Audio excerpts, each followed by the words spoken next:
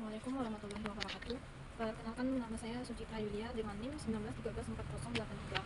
Saya akan menjelaskan apa itu strategi dan teknik komunikasi. Strategi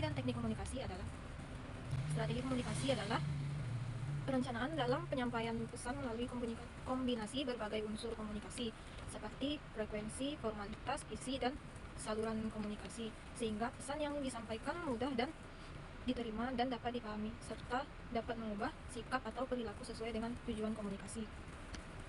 Menurut Effendi, strategi komunikasi adalah perencanaan yang efektif dalam menyampaikan pesan, sehingga mudah dipahami oleh komunikan dan bisa menerima apa yang telah disampaikan, sehingga dapat mengubah setiap sikap atau perilaku seseorang. Sedangkan menurut Kulfi Secana tahun 2001, dijelaskan bahwa strategi komunikasi adalah penggunaan kombinasi fase komunikasi, di mana termasuk di dalamnya frekuensi komunikasi, formalitas komunikasi, isi komunikasi, dan saluran komunikasi. Selanjutnya adalah langkah-langkah strategi komunikasi. Menurut Arifin, agar pesan dapat tersampaikan secara efektif, maka komunikan perlu menentukan langkah-langkah strategi komunikasi, yaitu sebagai berikut. Ada 4 langkah-langkah strategi komunikasi, yaitu mengenal khalayak, menentukan tujuan, menyusun pesan, dan yang terakhir adalah menentukan metode dan memilih media yang digunakan. Hambatan dalam strategi komunikasi ada beberapa, yaitu hambatan dalam komunikasi umumnya terjadi pada saat penyampaian pesan dari komunikator kepada komunikan. Kemudian sering terjadi tidak tercapainya pengertian sebagai mana yang dikehendaki, malah timbul kesalahpahaman. Yang kedua yaitu tidak dapat diterimanya pesan tersebut dengan sempurna dikarenakan perbedaan lambang atau bahasa antara apa yang dipergunakan dengan apa yang diterima. Selanjutnya yaitu terdapat hambatan teknis lainnya yang menyebabkan gagasan terhadap kelancaran sistem komunikasi kedua belah pihak.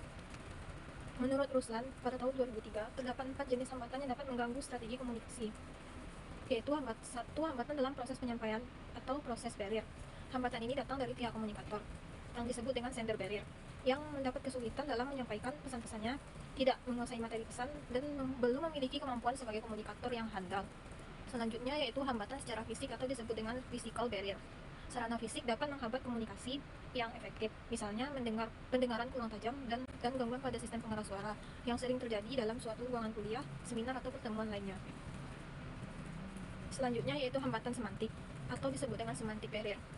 Hambatan segi semantik yaitu adanya perbedaan pengertian dan pemahaman antara memberi pesan dan menerima pesan satu bahasa atau lambang. Dan yang terakhir adalah hambatan psikososial atau disebut dengan psychosocial barrier.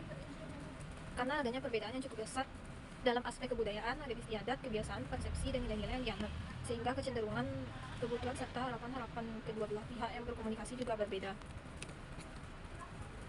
Selanjutnya, saya akan masuk ke teknik strategi komunikasi.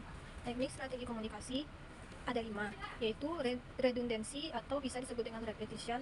Yang kedua adalah canalizing. Yang ketiga, informatif, persuasif, edukatif, dan kursif. Apa itu redundancy? Teknik redundancy atau repetition adalah cara mempengaruhi khalayak dengan jalan mengulang-ulang pesan kepada khalayak. Dengan teknik ini, sekalian banyak manfaat yang dapat ditarik darinya. Yang kedua adalah canalizing. Teknik canalizing adalah memahami dan meneliti pengaruh kelompok terhadap individu atau khalayak. Untuk berhasilnya komunikasi ini, maka harus dimulai dari memenuhi nilai-nilai dan standar kelompok dan masyarakat secara berangsur-angsur mengubahnya ke arah yang dikehendaki. Selanjutnya yaitu informatif. Teknik informatif adalah suatu pesan yang bertujuan untuk mempengaruhi khalayak dengan jalan memberikan penerangan. Penerangan berarti menyampaikan sesuatu apa adanya, sesungguhnya di atas fakta-fakta dan data-data yang benar, serta pendapat-pendapat yang benar pula. Selanjutnya persuasif. Teknik persuasif mempengaruhi dengan jalan membujuk. Dalam hal ini, khalayak digugah baik pikirannya maupun perasaannya.